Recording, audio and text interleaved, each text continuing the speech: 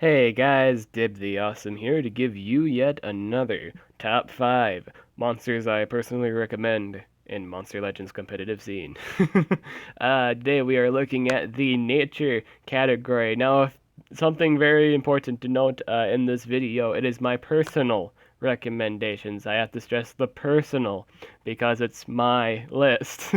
It's coming from my words, alright? It's not coming from the community. So if I recommend a monster with not seemingly the most best broken stats, again, it's my list. It's my personal experience as what I recommend to you guys. What is really, really good. What I enjoy using. I am a competitive Monster Legends player, and I enjoy using these monsters in the competitive scene, or I think have a really good place in the competitive scene. I might not have a monster that I recommend to get. I just would think they would be really, really great. It's just I don't have them, but I think they would be really, really great with nowadays meta. What's really, really good? What's just the best optimal choice in terms of situations and or just other monsters. Other monsters work well with these monsters. It just etc. So coming in at number 5, we have our boy Plymouth. Uh, Now this was a coin toss between Plymouth and Judgment for the number 5 spot.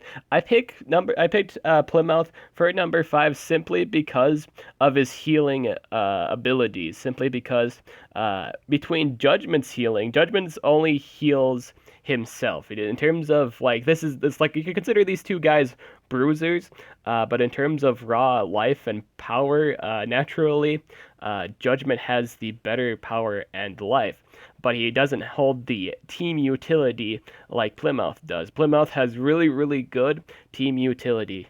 I just find it really, really nice. What he actually does, he has a AoE life regen. It's a single target damage skill. He does 45 damage to somebody, and then he heals everybody. I mean, like, he gives everybody life regen. AoE life regen is phenomenal. It's really, really good. It keeps your monsters from not dying.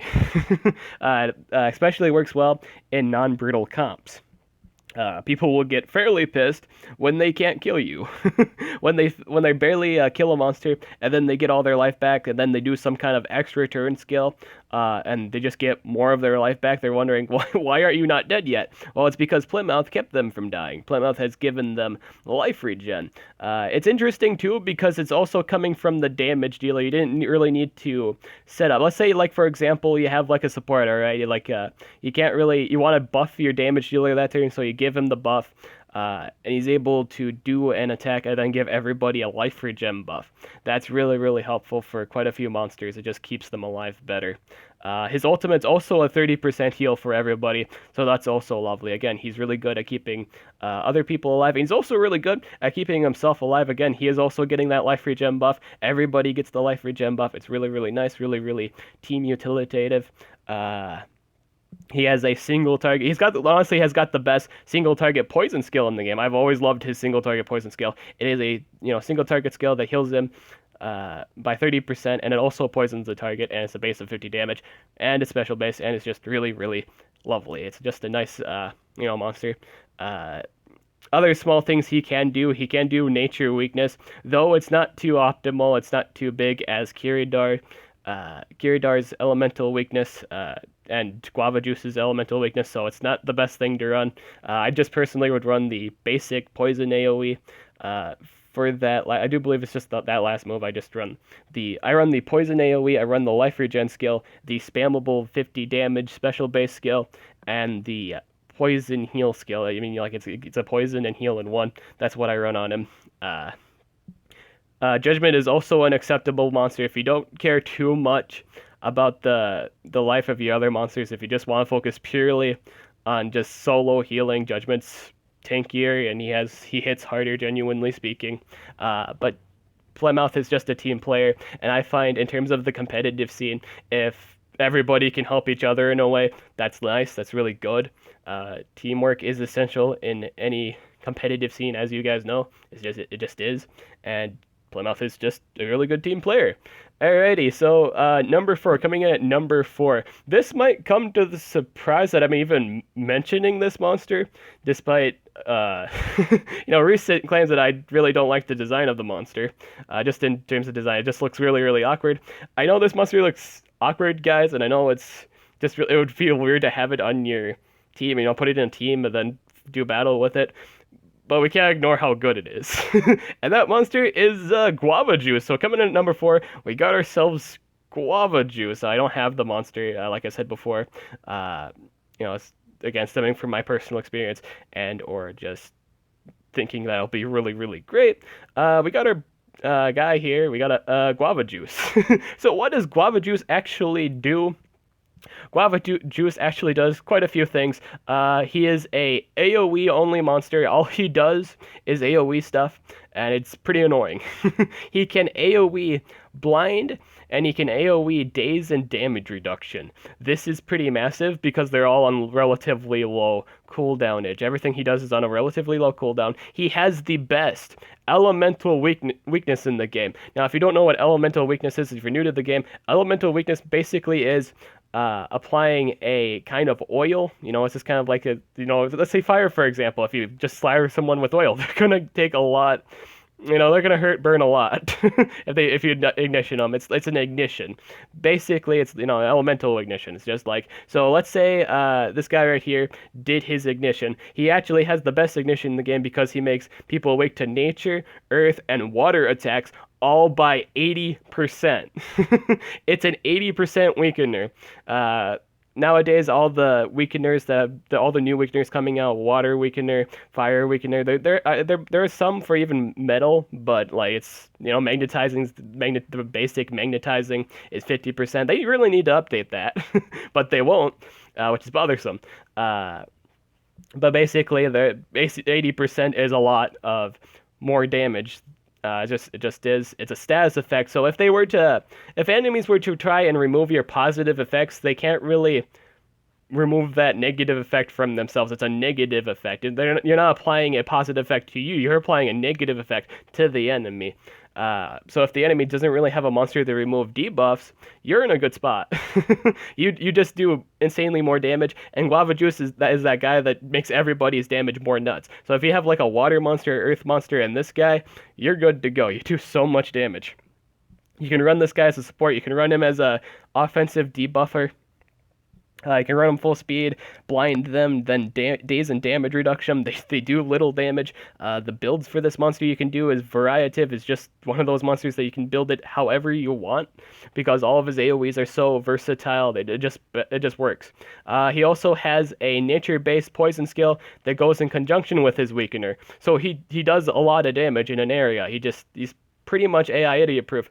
I'd say the hugest problem with him is basically he's not immune to possession.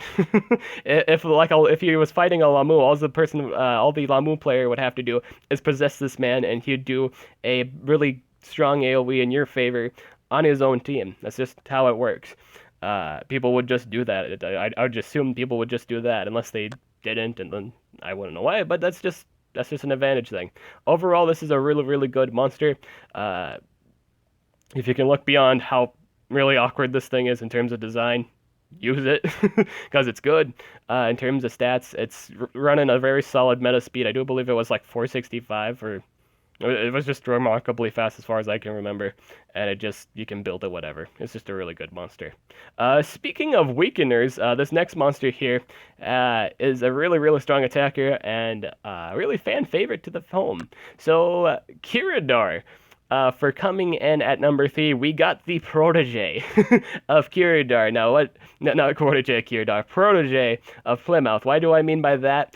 Plymouth was the first monster to do a elemental base weakness. That farther down the list here. Yeah, okay, again before Guava Juice. But yeah, she's the protege of Plymouth, meaning that her elemental weakness is far better, really great, and all of her moves are nature based. So this thing hits like a truck, naturally, and she can make everybody weak to nature attacks, 80% more damage, and thus turning it into super effective damage at that point. It just works. Her ultimate is a AoE stun, and it removes all the positive effects. So if there was like an AoE life regen going on right there, or any like nature monsters tend to be pretty buff because they can set up life regen on themselves. This monster gets rid of that and it stuns them.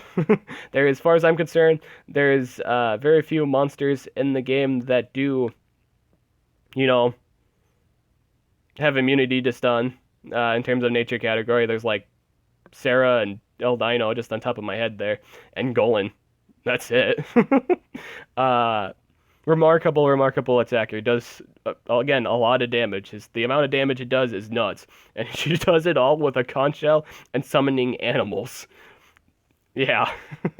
She has a base skill of 75 damage, I do believe. She has pretty neat utility too, like little neat single target utility too. It's not just the AoE, uh, you know, weakener. She has also another AoE that does damage boost. Single target skills can apply blind and stun. Again, very versatile, really good. I recommend this monster because a lot of people love using Lamu. Immunity to possession is really nice. Just keeps people that breed Lamu. Kind of doesn't make it so they don't want to attack this because it's immune to possession. And yeah, it's really nice. Relatively nice, relatively good. Lots of damage, what have you. Alrighty, so coming in at number 2, it was pretty much, I guess, was another coin flip between two monsters, namely Sarah and this number 2 monster right here, Eldino.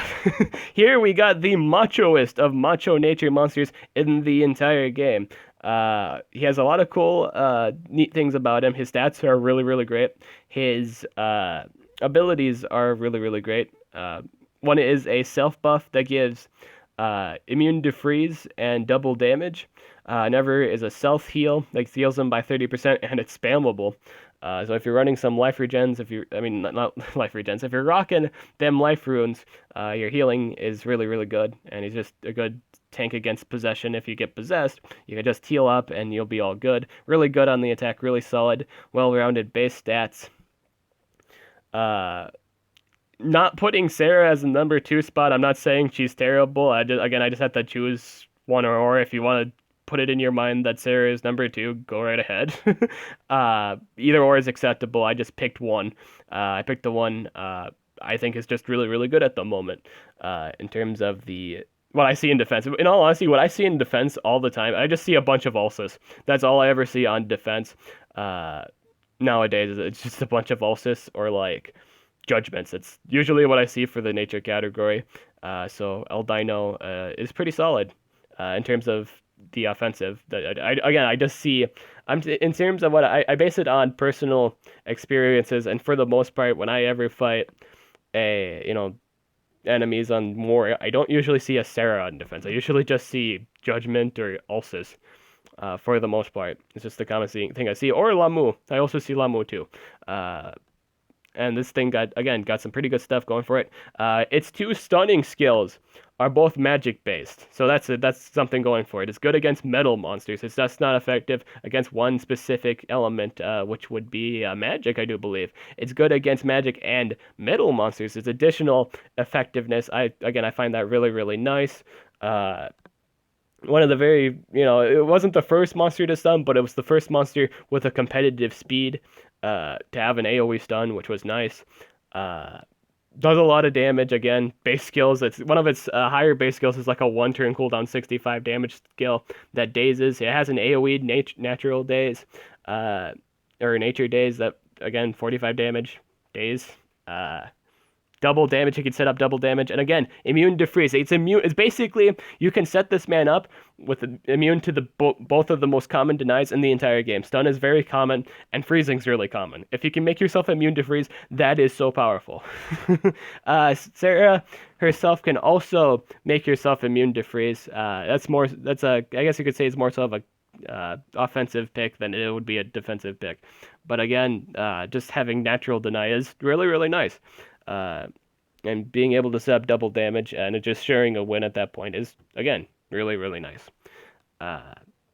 So coming in at number 1, what is the best nature monster, in my opinion, What's the best one? What could possibly be better than a dinosaur wrestler that uses chairs and confetti to beat his opponents? What could possibly be better than that? I will tell you what could be possibly better than that. It's this little mushroom guy right here. Hello, friend. uh, if you guys don't know who Silotus is yet, he is a upcoming nature support slash denier. In the 72-hour event challenge that with which you may obtain. This monster is not out yet. I have to, define myself on why this is the #1 spot for a monster that's not even out yet. Why would I think this is the best nature monster in the game at the moment? Quite a few reasons.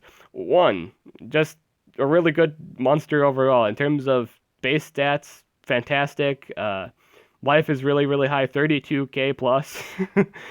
He's got the lowest tier speed of 399, 3,399.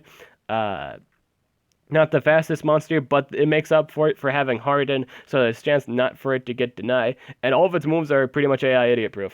It has an AoE possession scale, it has a single target possession scale, and the hugest thing about it, it has a single target 100% stamina drain and 100% refill on itself. So it can just drain the entire field quickly, very, very quickly, without any problems at all. It's just relatively nice and awesome and broken. People are already calling this thing like the best nature monster that has ever come out, and that's true for the most part. It is a pretty strong nature pick. You could say this mushroom capitalizes on situations. Phenomenal monster. Can't wait for it to come out. He also has a that stamina drain skill is also a 1-turn skill cooldown skill, and you can reset that with an extra turn skill that he has.